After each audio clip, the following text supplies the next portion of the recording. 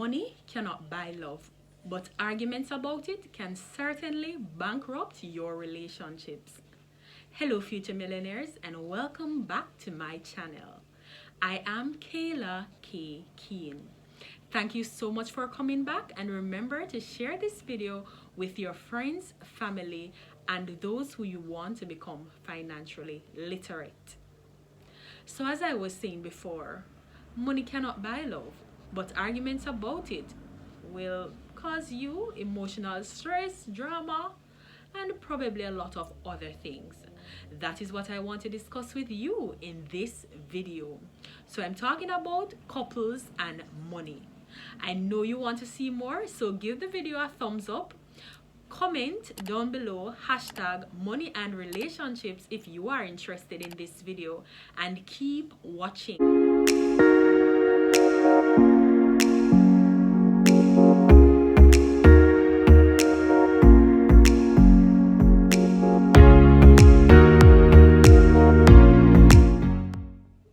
Welcome back, future millionaires, and thank you so much for staying. So let's get right into it. We're talking about couples and money, as I said before. So from the dating stages of relationships, that is when the discussion about money becomes very, very important for you to have. Now, I know that a lot of you go on your fancy dates. A lot of things are not a discussion, but I would suggest that before you even decide to go on a date with someone, you discuss money. What exactly are you going to discuss about money?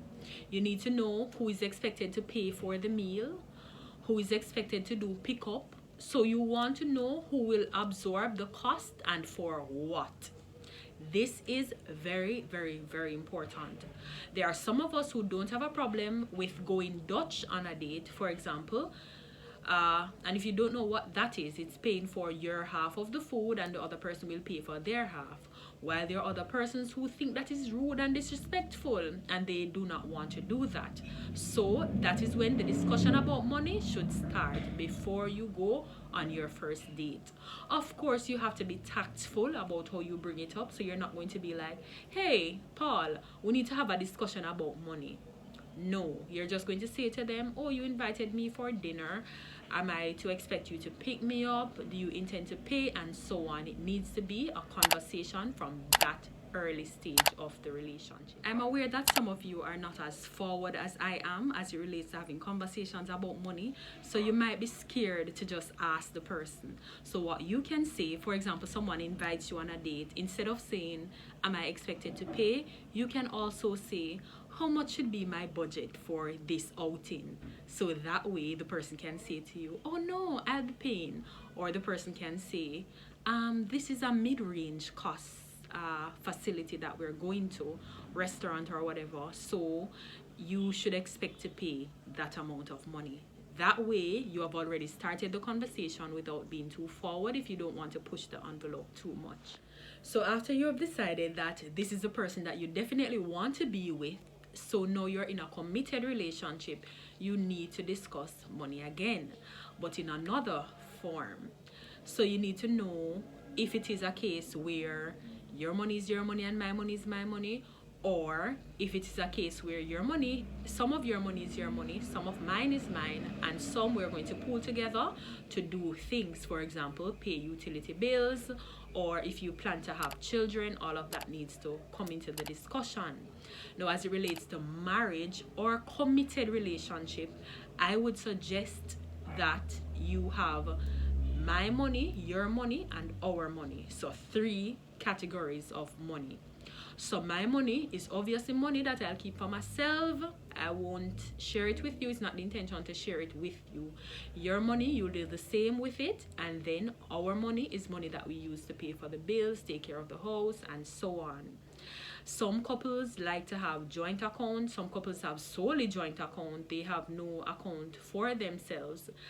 I do not suggest that because, for example, I'm very frugal. What if my partner is not frugal and spends off all my money or all of our money? That is going to become a problem in that relationship. So I suggest that you keep some for yourself, let them keep some for themselves, and then you share some of the funds. So if anything should happen, you will have some money left, they will have some money left, and at least it won't be a disastrous situation. Another very important discussion to have when dating is about debt. Now, there are some persons who believe in good debt, bad debt, and so on. However, based on your personal assessment of what debt is and what you are willing to have or not have, you need to ensure that your partner's views are aligned with your beliefs about debt. Some persons have a lot of debt, and if you marry into that situation, the debt becomes your debt, even though you did not borrow a cent. So, as you might know or might not know, persons have sued not only one partner in a marriage but also the other partner if they are owed. So, if you're on the cusp of marriage, you need to also be serious about finding out if this person has any debt. And of course, people lie about these things. So an easy way for you to find out is to look on their payslip. Yeah. So ask for the person's payslip and also produce yours, exchange them, and look to see what is happening. You don't want to get married to someone who is only getting 10% of their pay to take home. Everything else is being collected by some company. That's going to be a problem for you, and guess who will have to absorb a lot of the bills? You. Men, this is also for you, because a lot of times when we talk about these things, the women feel as though, yes, we need to check out the man and make sure that the man is fine. But gentlemen, you also need to know if the person you are choosing to marry has a lot of debt, because that will become your problem. One of the other things that you need to find out as it relates to your partner is their family values as it relates to money. A lot of families believe that the younger generation should assist the older generation. Nothing is wrong with that, but to what extent? So there are sons out there who solely take care of their mothers or fathers or younger siblings. You need to find out if that's the type of person that you're going into a relationship with, what is the situation with their family, how they have to assist, and how that will affect you. Because some people stretch themselves so thin that they literally have nothing to share with their partner. If that is the type of relationship that you want to get into, that's okay. But ensure that you know this before you go into it blindly and then you start complaining about something that existed way before you enter the situation. So ask questions, try to meet the family, find out how they view money, their spending habits, and so on. As it relates to relationship and finances, personality is also very important and can tell you a lot about how a person will spend. Some persons, for example, love to impress others. So it is obvious that those persons are going to be more likely to spend over their budgeted amount to impress others. While there are persons who are logical thinkers and know that this is the budget and will not go over it no matter what happens. So think about and observe your partner and their personality to see how they treat situations.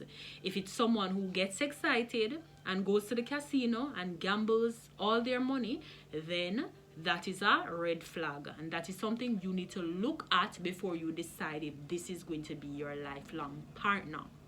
Some of the signs are very, very easy to see, and you don't have to go around asking questions about everything, because then that can also become very awkward. Observe. Sometimes persons will say something but they do something totally different. So if I say to you that I'm frugal but I'm always wasting money and I never save, then obviously I'm lying. So observe your partner and the truth will definitely surface. So now that you have followed the tips that I gave you earlier, it's now time for you to test the hypothesis. So what you're going to do is to actually make financial goals with your partner. For example, if you get paid on a monthly basis, you can say to your partner, babe, at the end of the month, you and I are going to start saving together. We are going to save $100 at the end of the month, for example. And then you can watch that person to see, first of all, ensure that they agree with the amount that you're going to save. And once they agree and you've discussed it and discussed it again, watch them to see what they're going to do, because a lot of persons can make financial goals and make the speeches, but they cannot commit. Commitment as it relates to your finances is very, very important, and sometimes is the difference between someone who is broke and someone who has savings. So test the hypothesis, and then you can judge based off what you actually see and know. So I've told you a lot about relationship and finances, but there's something that I want you to tell me in my comment section. What are your views on prenuptial agreements? Do you think persons should get them or should not get them? I have told you a lot, and I'm waiting on you to talk to me in the comment section. I'm down there right now waiting on you to respond. So until next time, future millionaires, stay financially literate. Bye-bye.